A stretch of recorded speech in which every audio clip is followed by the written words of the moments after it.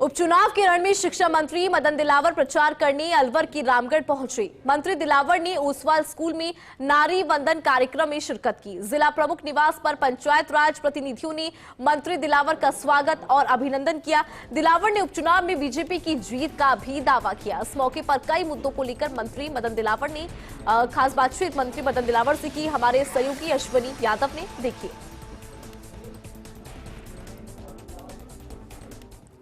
मंत्री मदन दिलावर अलवर पहुंचे हैं। यहां कार्यक्रम में हिस्सा लिया है। जिला प्रमुख निवास पर पंचायत राज प्रतिनिधियों की ओर स्वागत किया गया है। रामगढ़ में उपचुनाव है और वो इसमें प्रचार के लिए दौरे पर हैं। सर, लगातार आप दूसरी विधानसभाओं में जहां उपचुनाव है वहां आप दौरे कर रहे हैं। सबसे पहले राजस्थान में कौन से बड़े मुद्दे हैं जिसमें मतदाता भाजपा के साथ यानी आपकी सरकार के साथ जुड़ रहे हैं और आपके प्रत्याशी को वोट देना चाहते हैं? देखो, आपको सब पता है, जनता को भी पता है कि भारतीय जनता पार्टी कहती है जो करती है। और इसलिए माननीय मुख्यमंत्री जी ने जो भारतीय जनता पार्टी के संकल्प पत्र में लिखा था उसकी लगभग 60% घोषणा उनको पूरी करती है। जैसे उन्होंने कहा था कि किसानों का हमारा गेहूँ है, हम 5 साल के अंदर 27 रुपये क्विंटल में खरीदेंगे। तो फर्स्ट में उन्होंने 2400 तो कर दिया, 2 साल के अंदर 27 हो जाएगा। और वैसे भी गेहूँ मंडी में 27 रुपये क्विंटल से कम बिक भी नहीं रहे हैं। हमने कहा था कि सामाजिक सुरक्षा पेंशन, जो दिव्यांगों की पेंशन होती है, जो वृद्धों की पेंशन होती है, जो विधवा बहनों की पेंशन होती है, उसको हमने कांग्रेस ने घोषणा की थी उनके संकल्प पत्र में या घोषणा पत्र में पहले कि हम 1000 करेंगे सबकी।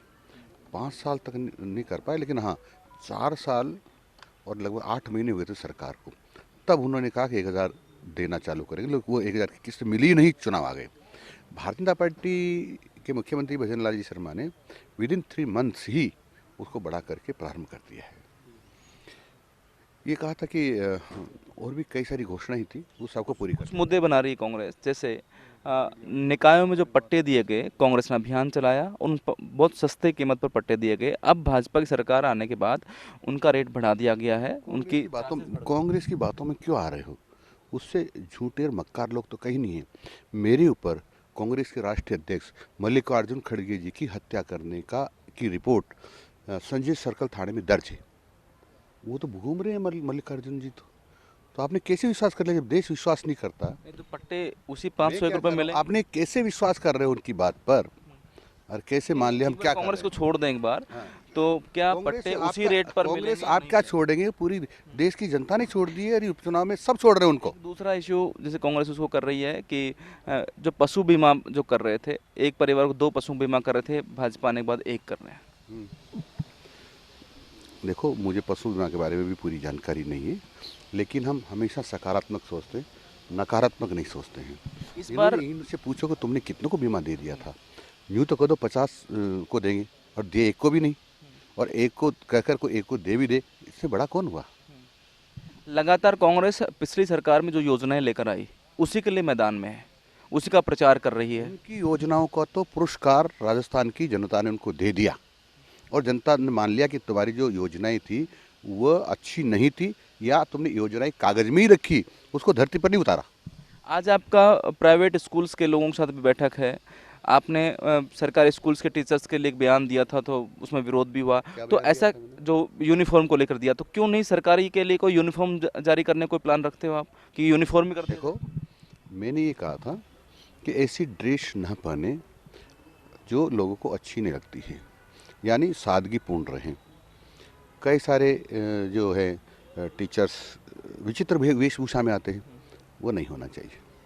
जब प्राइवेट स्कूल्स हैं, खूब बड़े स्कूल चल रहे हैं, अच्छे बच्चे उनके पास होते हैं, सफलता का दर भी ठीक है, तो उनके पास यूनिफॉर्म होता है, तो गवर्नमेंट स्कूल्स में टीचर्स की सफलता के दर की बात कही तो सरकारी स्कूल उनसे कम नहीं है, क्योंकि अभी जो 10वीं बोर्ड की परीक्षा का रिजल्ट आया था तो सरकारी स्कूल की एक बहन ने राजस्थान को टॉप किया था। अच्छी बात है, लेकिन और राजस्थान सरकारी स्कूलों में ट्रेंड टीचर हैं, अच्छे प्रशिक्षित टीचर जो अच्छी शिक्षा देते हैं।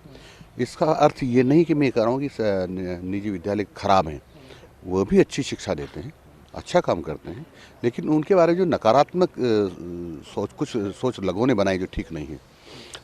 वो 97.3% विद्यालय से हैं जो 15,000 रुपये से कम फीस लेते हैं। कम, कोई 4,000 लेता है, कोई 7,000 लेता है, कोई 10,000 लेता है, कोई 15,000 लेता है। लेकिन 2.7 स्कूल ऐसे हैं परसेंट कि वो इससे ज़्यादा फीस लेते हैं। वो चाहे सुविधाएं देते होंगे, लेकिन अभी ज़्यादा सुविधा देने के बजाय ज़्यादा शिक्षा पर ध्यान देने की ज़रूरत है। गोविंद डोटासरा पूर्व शिक्षा मंत्री हैं, आपकी मतलब बयानबाजी लगातार आपके खिलाफ भी वो करते हैं, वो भी आज चुनाव प्रचार में है रामगढ़ में। क्या है ये? जिन्होंने कहा था कि उनका दिमाग मकर जाल जैसा हो गया है। जो अपरिपक्व लोग होते हैं उनकी बातों में ध्यान नहीं देता। पिछली बार 5 साल शिक्षा मंत्री कांग्रेस के राज में वो चले गए, तो शिक्षा का नहीं रहे ढांचा। वो शिक्षा मंत्री 5 साल उठा के फेंक दिया, क्योंकि राजस्थान के शिक्षकों ने कहा, मुख्यमंत्री ने जब पूछा था कि हमारे शिक्षा विभाग में कोई पैसा वैसा तो नहीं ले रहे, तो सबने कहा पैसा ले रहे, उसके बिना कोई काम ही नहीं हो रहा, इसलिए मुख्यमंत्री ने उसको हटा दिया था। पूरे समय नहीं रहे। तो आज वोट मांग रहे हैं रामगढ़ में। वो तो सब राजनीतिक पार्टी को मांगना पड़ता है, एक वोट आए तभी मांगते हैं, तो मांग रहे हैं। ये जनता के ऊपर है कि किसको देते हैं। साथ पर सुन लो, रामगढ़ की जनता ऐसे लोगों को नहीं देती वोट, ऐसी पार्टी को नहीं देती जो टटलू चलाने वालों के पक्ष में हो, जो साइबर क्राइम करने वालों के पक्ष में हो, जो गौ हत्यारों के पक्ष में हो, जो अनुसूचित जाति के लोगों के मंदिरों में या हिंदुओं के मंदिर में जाकर के मज़ारें बना देते हो, ऐसे पक्ष में हो, वो नहीं दे सकते। और ये 2 बार से कांग्रेस जीती। कांग्रेस तो कई जगह आतंकवादी के पक्षधर रही है। जब बाटला हाउस में आतंकवादी मारे जा रहे थे, तब सोनिया गांधी रात भर टुकुर टुकुर रो रही थी। ये मैं नहीं कह रहा हूँ, ये राहुल गांधी जी ने कहा है, मेरी माँ बहुत रोई उस दिन, बहुत दुख हुआ। ये अभी 3 दिन पहले ही जम्मू कश्मीर की विधानसभा में धारा 370 को बहाल करने का प्रस्ताव आया है, उसका समर्थन कांग्रेस ने किया है। इसका मतलब ये चाहते हैं कि वहाँ हिंदू मरते रहें, ये चाहते हैं कि वहाँ अनुसूचित जाति, जनजाति, ओबीसी, महिलाओं और दिव्यांगों को आरक्षण नहीं मिले, ये चाहते हैं कि तिरंगा झंडा का अपमान होता रहे, ये चाहते हैं कि वहाँ हिंदुओं को वोट देने का अधिकार ना हो। ये पूरे देश का अपमान नहीं है, ये अनुसूचित जाति, जनजाति के लोग का अपमान नहीं है।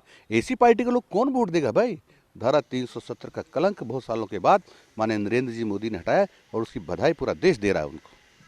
वो जो मुद्दा है, क्या राजस्थान की इन 7 सीटों पर उसका प्रभाव पड़ेगा?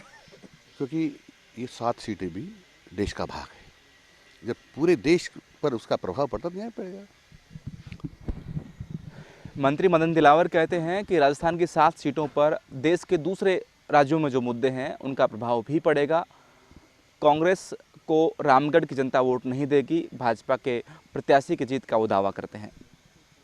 कैमरामैन साहिल के साथ Ashwini Yadav, first India news, Alwar.